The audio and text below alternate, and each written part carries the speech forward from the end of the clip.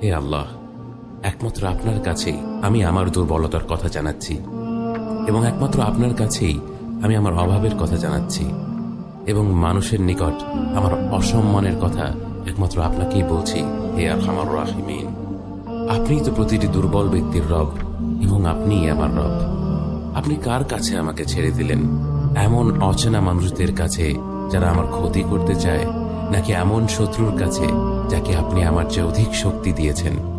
হে আল্লাহ, যদি আপনি আমার উপর রাগ না করে থাকেন, তাহলে এর কিছুতে আমার কিছু আসে যায় না, কিন্তু আপনার আশ্রয় পেলে আমার পরিস্থিতি আরেকটু সহনীয় হবে। হে আল্লাহ, আমি আপনার চেহারার নূরের কাছে আশ্রয় চাই, যা সব অন্ধকারকে উজ্জ্বল করে দিয়েছে, যা দুনিয়া এবং আখিরাতের সব বিষয়ের সংশোধক।